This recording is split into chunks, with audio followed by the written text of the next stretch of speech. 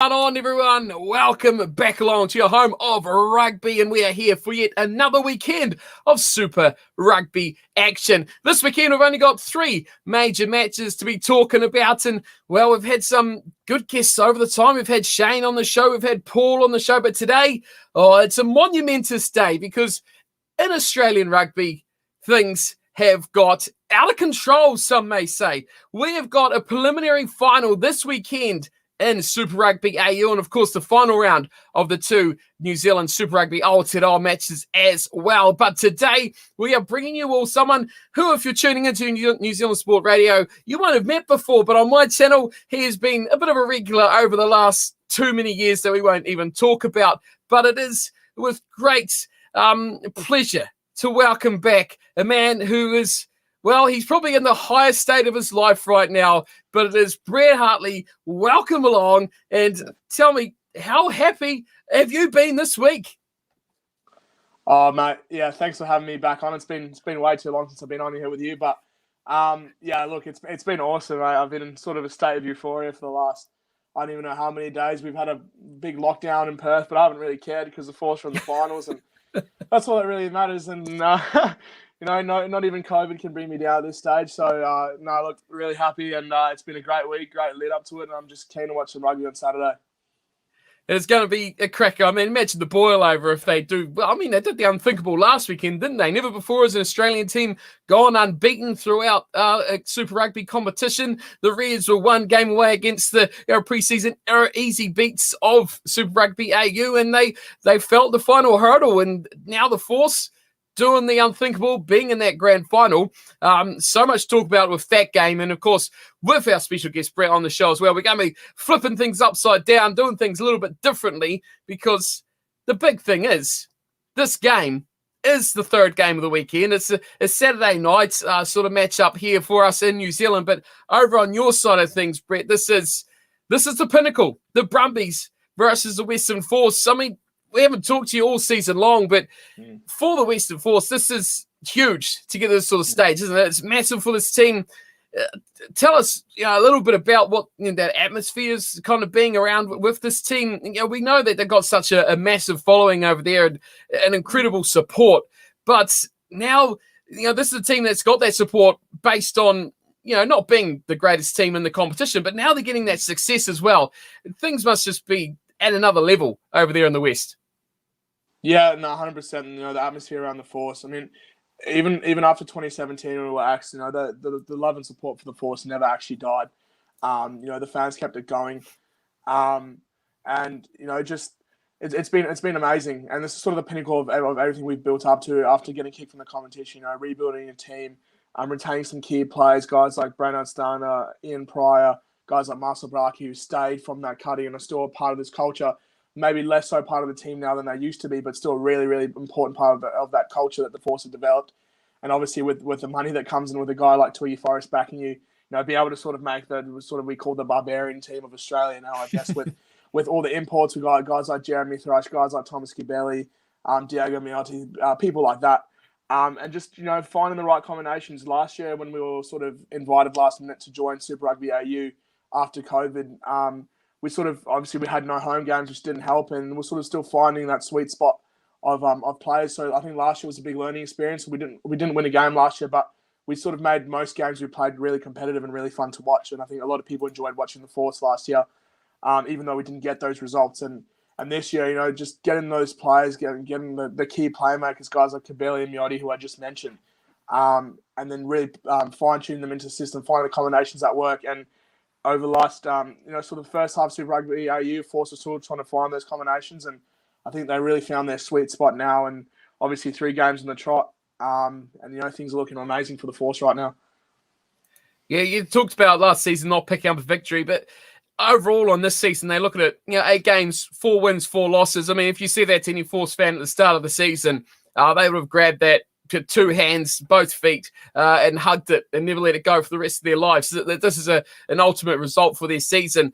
But this is a final, equivalently. We've got the Reds, they're having a week off. They're resting up nice and cuddly in their little beds with their nice little red blankets. But the Brumbies and the Force have to do battle yet again. The Brumbies are not a bad team. The Brumbies are not a rubbish team. The Force, they've got a massive task up against them this weekend, don't they? We'll have a look at the squads, which have nicely been named for us in the lead up to this in just a little second. But your thoughts on the Brumbies and what the Force are going to have to do to topple this side that's been at the pinnacle of Australian rugby for so long, and now threatening their losing pace to the Reds, and now they've got these upstarts of the Western Force that are coming in just causing a disruption. What have they got to do to take them out? Well, it's not an easy task, is it? I think historically, if you look at all the other Aussie teams, the Western Force match up worse with the Brumbies than anyone else. Teams like the Reds and the Waratahs, even sort of last years of full Super Rugby before we were kicked, we matched up really well with those teams. But the Brumbies, the Force have never really been able to crack them, especially in Canberra. I think it's been about 8 years, roughly, since the Force beat the Brumbies last. So it's been quite a big drought. And like you said, the Brumbies have always sort of been the pinnacle of Aussie rugby. They've been the benchmark.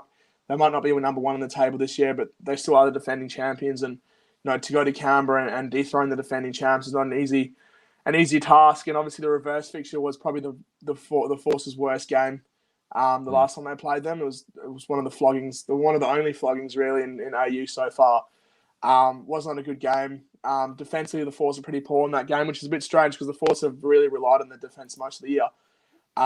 Quite weak out wide and quite vulnerable to that driving maul. But at the same time, they were sort of a different Force team as well. A lot of changes have been made since then, and I think that sort of game spurred them to make those changes.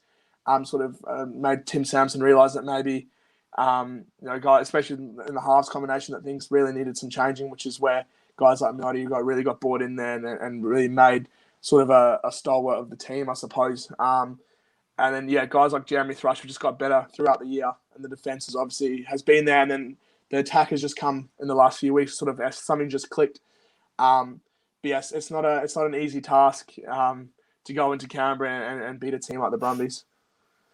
If I'm going to pinpoint key things for the Western Force team, I think that really turned around their season. It's the guys, like you've mentioned, Cabelli and Miotti, massive difference as well. But I think you talked about their attacking ability clicking a bit more. I think Jordan Oliver-Fella is a guy that has just sparked in the last 2 weeks, a guy that can create, beat players from his pace, chase kicks with his speed. The pace is just something it's just one of those raw, talented things, isn't it? That you just, doesn't matter. You can be the most skillful player in the world, but just pace is just something that is unreplaceable. You cannot replace a guy with just out-and-out speed and ability to accelerate away from a defender and make his way through defensive line. Last week, he was such a massive key for the Western Force side. So he is going to once again be massive for them. We'll take a look at the two sides. We'll kick off with the Brumbies first because they are, of course, the home team, and they are welcoming back a number of players to their team. 3 Wallabies, James Slipper, Nick White, and Pete Samu, all coming back. And R.A. Simone. So we've got 4 coming back into that team, key players as well. So Slipper will be alongside the try-scoring hooker of Folau Flanger. He's going to be one to watch out for with this Brumbies team. And, of course, Captain Alan Aotearoa will be number 3. Darcy Swain and Caden Neville will be in that second row with Rob Valentini. Rory Scott coming in at 7, and Pete Samu returns to number 8. Nick White and Noah Loasio will be the halves combination. R.A. Simone and Len Ikitau in that midfield. Tom Wright and Andy Muirhead on the wings, and Tom Banks at fullback. I mean, we should mention a little bit about this Brumbies team, but there's a lot to look out for and danger in the side, isn't there, with the Brumbies? We all know that, kick to the corner and their maul and how dangerous that side of their game is going to be. But I think the return and a bit of form from especially those 2 Toms and the Banks and the right. Ikitau's been an immense runner in that midfield, probably not as good as he was at the start of the season in the last few weeks, but potentially has been a really solid player for them. But not the one-trick ponies, are they, that they have been in the past. They've evolved their game a little bit more and become, I guess, a little bit more dangerous in the back line, but a little bit less dangerous in that complete side as that one-dimensional kind of game they played with that pack. It's kind of weakened them a little bit, but dangerous now. They can play anyone's sort of game on their day if they want. Yeah, 100%. And I think you really saw that in the last time the Force played the Brumbies. Then Muir had scored 2, if not 3 tries against the Force just out wide. The Brumbies are really relentless in their phase play in the Force's 22. They'll just sort of park up in the 22 and just keep going and just keep attacking.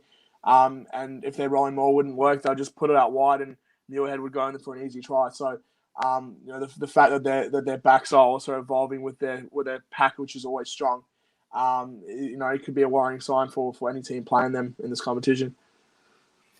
I mean, the threat of it being all over this weekend has to have them on full alert. I mean, there will be nothing left out there for either of the two sides. The Brumbies are a team, I guess they'll probably be a bit more conscious about the possibility of next weekend, whereas I think the Western Force are going out this sort of factor is that we've achieved far beyond what we expected to achieve. Sure, this would have been a goal. I mean, you go into the season, if we can make the playoffs, lads, that's you've just you've made all sorts of leaping forward momentum, but to get to a final would just be another level of that. So they're going to go out there and there's going to be nothing left in this Western Force team. You can guarantee that 100% that they will throw 1,000,000% at this team. And they've named, I think, a really, really strong team. They're a side that know where they're good and they know who their best players are in each position. So, and I think building on what you kind of said earlier, they've actually gained a lot of depth over this season, especially. Like you look at their bench and they've got guys on there can perform and can play at a decent level when you're looking to see the likes of Lee Warner, Pryor, McGregor's on there being really good this season, Greg Holmes, Andrew Reddy. These are all guys that you would expect would be like, geez, why are these guys not starting for the Western Force? But it's a really promising side for them that they actually have that depth off the bench. So look at the Force team. Obviously, go through this fixture. Their front row, Tom Robinson, Feleti Kaitu'u at hooker, and Santiago Medrano, the first of the Argentinians in the starting lineup. Jeremy Thrush and Sileki Tamani, another man who's been quite good at building up this pack for the Western Force, adding a little muscle and a lot of might to their game as well. Tim Anstey starts at 6, Kane Kuteka at 7, and Bernard Stander, another key man for that Force team. He's at number 8. Cabelli and Miotti, those two massively important for the Western Force once again this weekend. Midfield, Kyle Godwin and Richard Kahui, who has really, rolled back the clock, hasn't he, the last couple of weeks. Richard Kahui has been just fantastic to watch. Jordan Olafella, man we spoke of earlier, he wears 11, and Tony Pulu, who also has the ability to spark and completely change a game. He's wearing 14 for the Force. And Jack Strawn, who wears the 15 jumper. So interesting they've gone with him instead of McGregor in that 15 as well. And it's a shame we're not seeing more of a guy like Dave Carney, who really, not Dave Carney, Rob Carney. I've got the Carneys mixed up. Rob Carney in that number 15 jumper for the Force. But still, look at that team. It's very strong, isn't it? Oh, yeah, 100%. If you'd shown me this team a few years ago, shortly after we got kicked, I wouldn't have believed this is actually a Western Force lineup. It's an amazing team. Good mix of guys who sort of stayed and guys who have obviously been imported as well. I've been really impressed with this halves combination. I've already talked about them a few times, but it's always good when your halves can speak the same language, which I think has helped there. They did try Jake McIntyre at 10 at the start of the season. Didn't really work out. Didn't really work with Cabelli. Probably worked with Pryor a lot better than he did with Cabelli. But having your 9 and 10 be able to speak the same language is always good. So. Miotti's been an absolute revelation this season for the Force. And, he's such an ice man, and to have just a reliable kicker that you can rely on time and time again. And he's really shown it with some really clutch moments. Bernard Stander is also really impressed with this season. I think he's had a bit of a breakout season, definitely putting his hands up for Wallabies selection, I would say. A guy who's been at the club for so long, but he just keeps getting better every game, and been so impressed. And obviously, like Jeremy Thrush probably been arguably the Force's best player, especially last week. He just kept going, got that card really late and came back on and kept going. So had a nice 10-minute breather there for taking up the 9, but he's been amazing. And this is another guy, so I guess you could say turn back the clock a little bit, like Richard Kahui. And yeah, a little bit surprising that McGregor wasn't starting, but maybe they've seen something in the Brumbies side that they think Sean brings that McGregor doesn't, and McGregor's a pretty nice guy to have coming off the bench as well to provide some last minute impact. So, quite impressed with the team. Probably would have started McGregor, but if Tim Sampson reckons he's seen something in the Brumbies, he's coached in Canberra before, so if he thinks he's seen something, then yeah, bring it on. But interesting choice. You wouldn't argue with him, would you, after what he's produced this season for the Western Force? But it's amazing you say, talking about Wallaby selection, normally we wouldn't really involve the Force in that conversation, do you? Because it's like they normally, like you say, that one result against the Brumbies mid-season is probably the only one that they've really been completely out of it. I was looking through their fixtures. The first game against the Brumbies, they lost by 16. But then, of course, they beat the Waratahs by 4. They lost the Rebels by 3. Lost to the Reds by 7. Then the big one, 42-14, they lost to the Brumbies. And then back on the winning road, 1 point win against the Rebels, a 1 point win against the Waratahs, and of course a 3 point win against the Reds.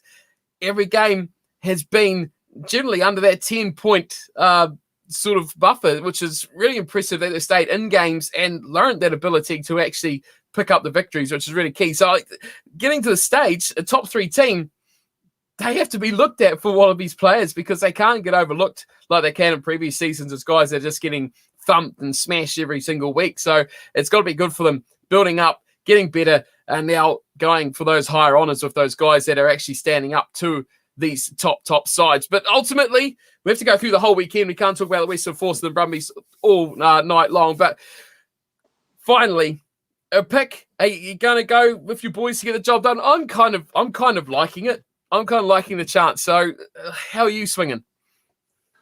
Yeah, look, I think it would just be bad juju to go any other way. I think this game's going to be decided on the forwards. Obviously, the Brumbies always had that dominant rolling maul, and the Force defensively have had the most steals in lineouts in the whole competition so far. Guys like Jeremy Thrush really helping that. So I think that's where the game's going to be decided. There might be a few long passes out wide, but I think the main battle's going to be in the forwards. I've got the Force by a single point. I think the Brumbies, like you said, will really be taking this game seriously, but I think they would also have that end goal in mind, defending that trophy. This is the Force's final. If we make it through, then next week will also be our final, I suppose. But in terms of mindset, I think the Brumbies will just be looking behind the Force a little bit as well, just at that Reds at Suncorp, and sort of getting ready for that as well. The Force, like you said, are just going to throw absolutely everything. This is the first finals game in franchise history. They've got nothing. The Force have got nothing to lose in this game. If they lose, people will just say the Brumbies are the better side. The Force have done well. If the Brumbies lose, it'll be quite catastrophic for them, I think. But so you could say the Brumbies have more to lose and might motivate them more. But I think just in terms of where the Force are, I think Brainerd Sana had a quote today saying that if you don't think you can win any game you play, you're in the wrong profession. And I think the Force genuinely believe they do have a chance. And they've shown that. And Canberra is a tough place to play. Brumbies are a really good team, but there's just such a good belief in this team. And just the fashion they've been winning in those last-minute games, those last-minute tries, penalties. They've been playing finals footy for the last few weeks. So, and then obviously Brumbies coming off a bye as well. Will they start slow? It depends. But the Force are red hot right now, and I think they could stun the Brumbies. And it's just good signs for me that they have been winning these really close games at the end. And their problem last year was they started really hot and then they sort of lagged as the game went on. But it seems like that fitness-wise, they've really fixed that this year, and they brought in the guys that can really close the game. Your Oliver Fellas, your Miottis, guys like Richie Kahui coming off, putting that kick off to Oliver Fella. Just that experience that the Force really missed last year. And, it's experience that you want in these finals games. So those are the guys who are going to be putting their hands up, those really experienced guys. Those test veterans. So I've got the Force by a single point. That's what I was going to go. I want to see it. That's what I want to happen. I want the Force to win. I just want this to boil over and just be memorable for all the right reasons. We talked about, halfway through the competition, we were like, where are we at here? We're going to have a Blues Crusaders, a Reds Brumbies final.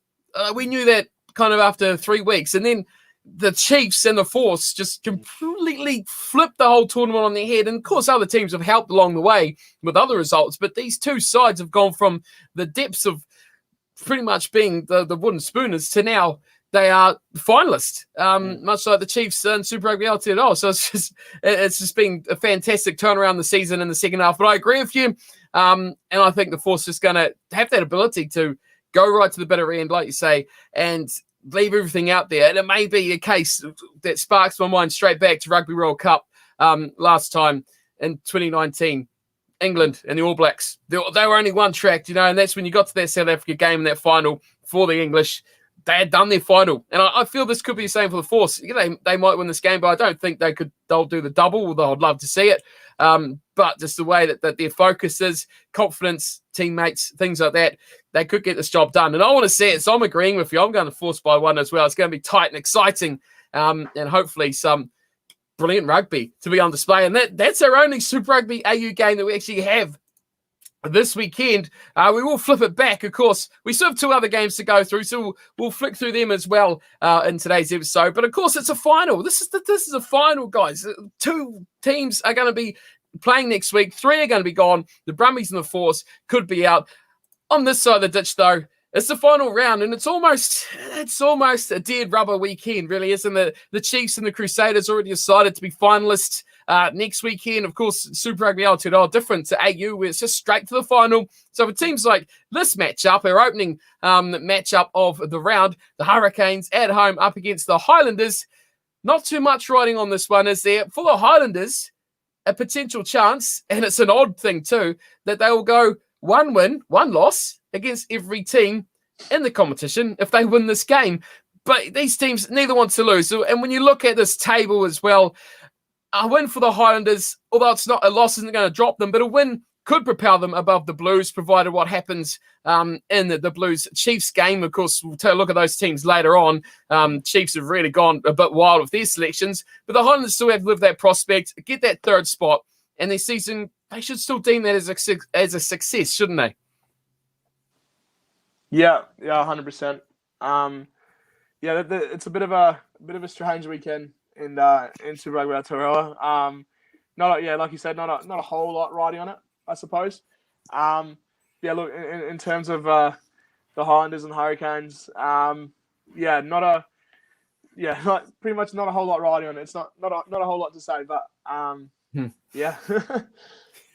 It's a bit case of it, isn't it? It's like wanting to win, wanting to get those bragging rights, I guess. But yeah, a huge amount has already passed in these guys' seasons, so they'll want to probably finish with a flurry and look forward to, of course, Trans-Tasman Super Rugby, which will be kicking off in the coming weeks as well. So that's where the focus is going to be, getting teams up and ready for that. We'll look at the 2 sides. The Hurricanes, they are at home, of course. So their team will be Xavier Numia, Dane Coles, and Tyrell Lomax in their front row. James Blackwell and Scott Scrafton, the big boys in the second row of Reed Prinsep, Duplessis Karifi, and Devon Flanders wearing that number 8. It's that inexperienced 9-10 again, Luke Campbell and Ruben Love. What a time to do it. Like you said, nothing right on this now. Give the guys the confidence to go out there and experience more at that level without that pressure, I guess, to develop their game. Lamapi and Proctor in midfield, Rayasi on the left wing, Savia back on the right-hand side, and Geordie Barrett at 15 for the Hurricanes. For the Highlanders, they've gone pretty much all out as well. Their best team, of course, Marino Makali too.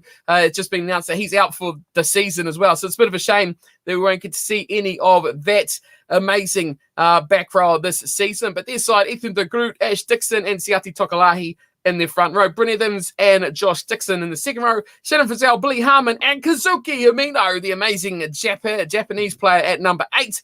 Aaron Smith, Mitch Hunt, they're on the halves with Scott Gregory and Sarah Topkinson. Scott Gregory's been surprisingly solid in that number 12 jumper. So it's good to see him getting some form. Jonah Nariki's on the left wing. Sam Gilbert. Now, cast your memory back. Oh, Josh Ioane's at fullback as well. But cast your memory back. I don't know if you remember last year. Sam Gilbert burst onto the Highlanders scene, played, I think, 2 games, then got a horrific injury. And he's been out ever since. So this is a bit of a welcome back for him, back into the starting lineup. Quite a few promising signs as a player from people around the place. So hopefully he gets to get a bit of a run out as well for the Highlanders. But ultimately, we talked a lot in the last game. You know, that big preliminary final, the mindset, the mental stage of the game. These guys, I think it's a bit of a struggle. I think this is where coaches earn their big bucks. How to get teams and players up for games like this. It is going to be a struggle. Who's got that better mental state going into this to pick up the win? Who's going to do the job? It's a tough one. I think in terms of, well, obviously in terms of the fans, this game might not be a big party, but I think for these two teams, I think it's pretty. It'll be pretty. I think they'll be pretty motivated, both teams, to win this. Bottom of the table. Highlanders could, like you said, could go past the Blues if they pick up the win here and results go in their favour. But in terms of right now, these are the two teams at the bottom of the table and teams with a lot to prove. And like you said, especially between, the Trans-Tasman Super Rugby. It depends. The Hurricanes obviously got they've been surprisingly bad this season. I found obviously, like you said, everyone sort of picked the Chiefs to be bottom of the table, and that definitely didn't happen. But yeah, the Highlanders, lost the Canes at home the last time they played, so obviously there'll be that motivation to get back over the Hurricanes and obviously in the cake tin. But I think the Canes maybe will be that much more motivated this week. So I've got the Canes by 6. Just the fact that it's a home fixture, and I think they want to do the double over the Landers. So yeah, even though you wouldn't like that, I'm out. I'm done. Don't talk bad about the boys like that. Oh God, we're going on the road trip to the cake tin. We're going to eat some cake and pick up the W. Oh, you picked my same margin, except it's going the other way. I was going to go to Highlanders by 6, less than a try in it. So I think it should still be an exciting matchup. But yeah, like you said earlier, nothing really riding on it except pride, except that winning run. Finishing the season nicely, momentum into Trans-Tasman, and getting things on the right foot. Probably, I think what we haven't really mentioned, but what's going to be massively key for this game is not letting anyone get injured because these two sides have been hammered. Like the Hurricanes, imagine they went into this and lost to Geordie Barrett or something like that. That would be just no. I'm kind of surprised they haven't let a couple of key guys out. A Dane Coles or something. Thinking of. Because they won't. What would you prefer? To win against the Highlanders here, or to go and maim some Australian teams in a couple of weeks' time? It's tough, but a loss to a couple of key players, as they have done. Look at their halves combination.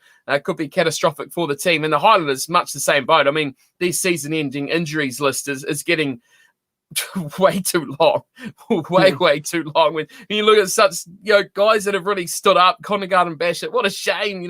All the raps on Fatuli Paya coming across, Folau Fakatava, Thomas Umaga Jensen, it's Squire, Makaeli Tu'u, so many guys, and Freedom Vahakalo as well. The list goes on, but I'm going opposite. Highlanders for me, 6 points as well is the difference I was going for on that one, but see who gets up for it. I expect tries, points, and probably defence to be optional at best for that one. The final but second game of the weekend, and a double-header game as well, which I think is worth pointing out. Let's throw on this one at completely off the slide, but the Blues and the Chiefs are playing a women's game beforehand. So that will be an interesting, this is a full-on double-header sort of matchup as well for these two sides. So it's the first time we've seen this sort of thing. Pre this Super Rugby matchup, we're going to see a bit more of this hopefully in the future. But I don't know, just a little bit of your thoughts on it. This is a big deal to have this sort of game coming in here and these teams actually kicking things off. But women's rugby sparking, bursting, and becoming a big part of the global game now, isn't it? And you can't argue. It's a great thing to see. And hopefully we see more of this in the future as well.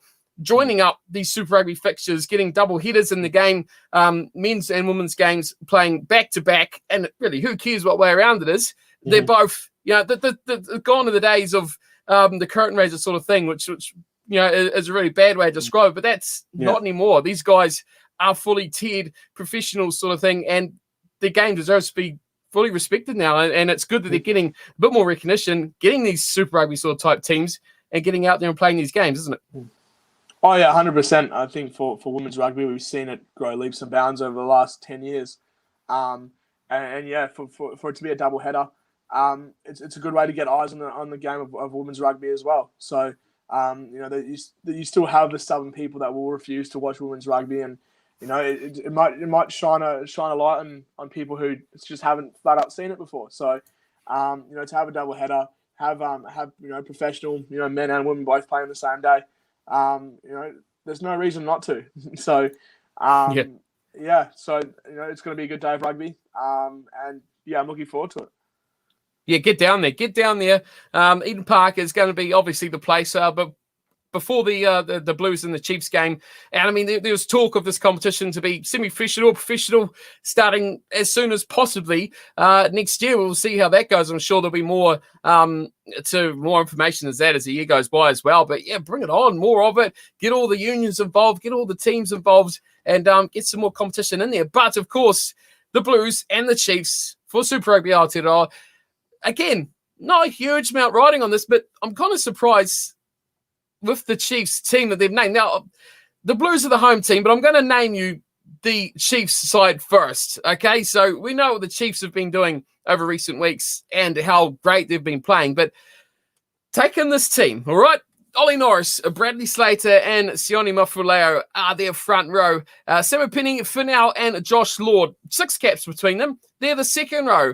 Okay, so you've got only 6 caps there, but you've got only one man who was capped in that back row, and Viliami Tuolani, Zane Capelli, and Peter Gus Soakula are the back row. So 2 debutants for the Chiefs, and of course, Soakula has played a number of games for the team already. Tahorirangi starts at 9, and Bryn Gatlin at 10. It is Ramika Poihupi at 12, and Sean Wainui at 13. The wings sees Sean Stevenson and Balin Sullivan on the right-hand side, Caleb Trask at fullback. So you may notice 1 or 2 names missing in that Chiefs side. What are they doing here? Is this just resting up? Momentum is huge. Are they making a mistake here? It could go either way. I mean, I think they might have seen that the Crusaders have got the bye this week, so there's no chance of them picking up any injuries, and coming into this game when they're already in the final, playing your main stars is always a risk.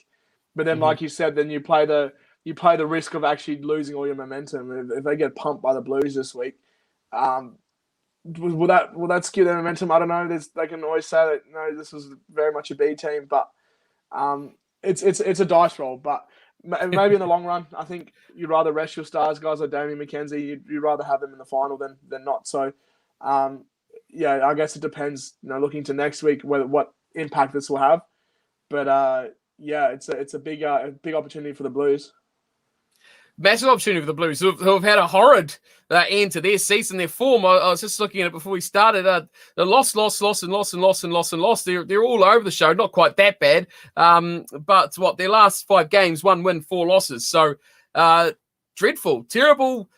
Has been pretty average, but they've kind of the Blues have lost their marbles. They really have lost their marbles completely, and they've named a team that's probably not terribly convincing that they're going to absolutely go out there and wipe the floor with the Chiefs side either. So it kind of gives you a bit of hesitation as to where this one's going to go. I mean, if anything, they're blooding a lot of players, but for the Blues, we'll look at their team. Carl Tuinofuaki starts in number 1, Kurt Eklund at 2, and Nipo Lalala completes their front row. Gerard Cowley, Tuioti, and Sam Deary in the second row. Tom Robinson, Adrian Chope, and Hoskins Tutu complete their pack. Finney Christie or Teddy Black. It's good to see Finney Christie back for the Blues the last couple of weeks as well. He is an impressive number 9. I like really watching him play. Taliana Talea is at 12, and Rico Ioane at 13. Caleb Clark on the left wing. Bryce Heem.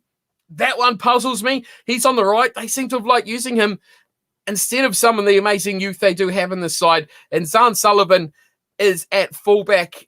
I mean, you look at that Chiefs side and you go, oh, geez, like you say, the Blues could completely tell them here.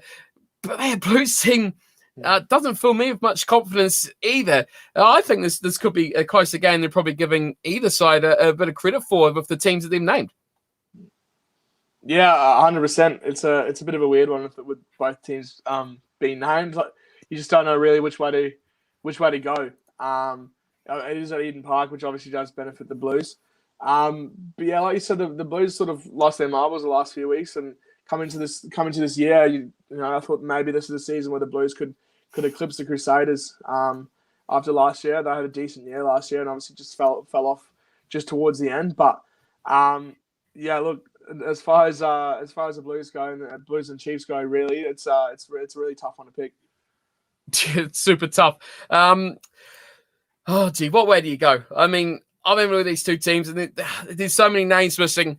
Both sides have got key guys in certain areas, but that home advantage is certainly something that kind of just nudges me towards the Blues. The way they've been playing the last few weeks, I don't think would have pleased them too well. How much their confidence has been affected by that will be the question. I think, is how well they play. Will they step it up? Have their heads dropped and they've gone, our season's over, we're not in the final. Who cares? What is the mental state of that Blues team? I think the Chiefs are going to go with the better mentals. The Blues are going to go on with the advantage of being home and probably marginally on paper a slightly more experienced team. But I kind of want to go for the away win because I've enjoyed the way the Chiefs have turned this competition around. And it's a bit like I've already gone the Force, so yeah, why the heck not? What do you reckon? Who are you picking to win this one? These two games are a bit of shockers, but you got to go one way or the other. Yeah. I think in terms of the long run, I think I'll be supporting the Chiefs when they play the Crusaders in the final. In terms of this game, though, the Chiefs lineup just doesn't really fill me with much confidence.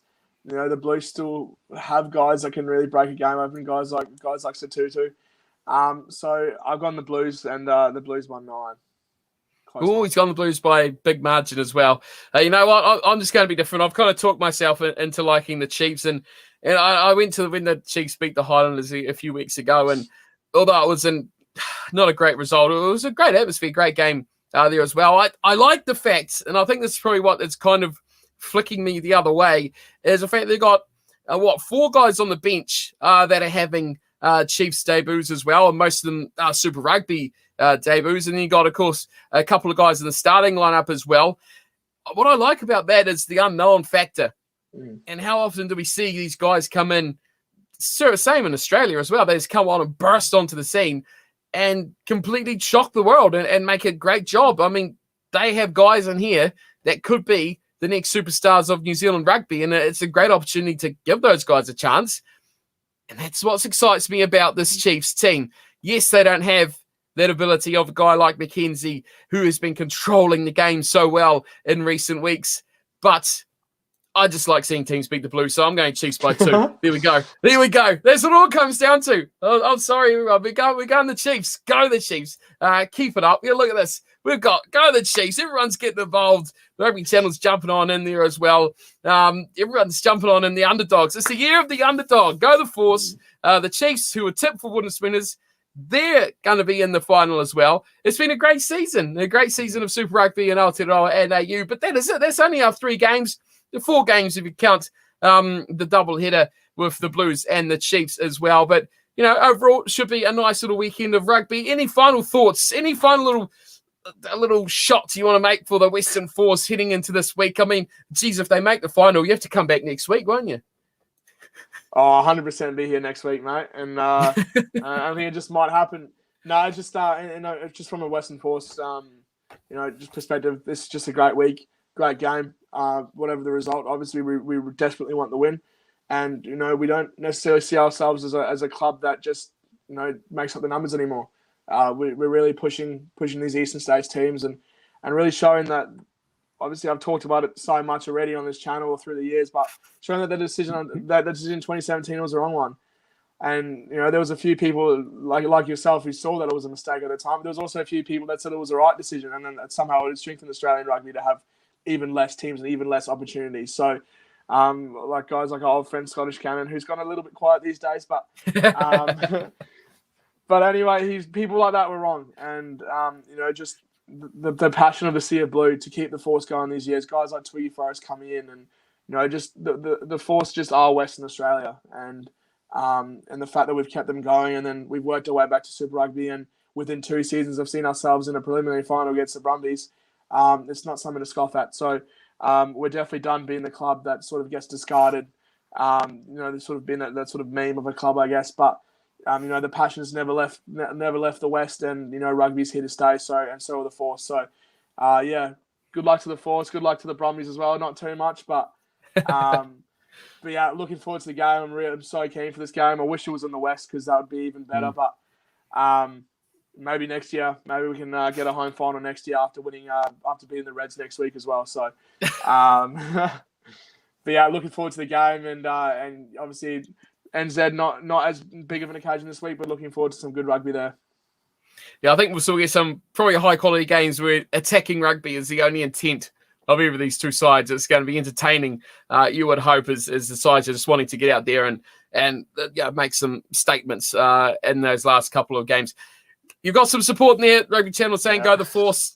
he wants them to win the game and jump in the final as well. It would be absolutely epic if they can do that. So what I like about the Western Force, though, finally, is that win or lose, or draw, well, obviously it won't be a draw, but win or lose this game, the support will not wane. Will not waver. It won't go away. It's still going to be just as passionate and just as big when Trans-Tasman starts in a couple of weeks' time. That's what's so great about them. If they had a dud season, won 1 or 2 games, the support will still be there and the passion will still be there. They'll still be loving it. The improvements are there. They can see the work and things paying off for that team. So that's what's always great to see about the Western Force side, how they keep that passion, I guess, in the West and the team and support from those local people and everything around that place as well. So that is what's great about it. It's great to see them doing well, and hopefully we're both going for a 1-pointer. So make sure to follow us on Twitter. You can get all our accounts as well, be in the description. So go check those out. And if the Force win, well, I can't take responsibility for what will go on Brett's Twitter handle. So keep an eye out for that. But that is us for this week. Thanks for coming. Thanks for the comments, everyone, as well. If the Force win, you'll see that man next week. We'll be back here 100%. As well, going on about it. So hopefully see you next week. I'll see you next week. Take care, everyone. See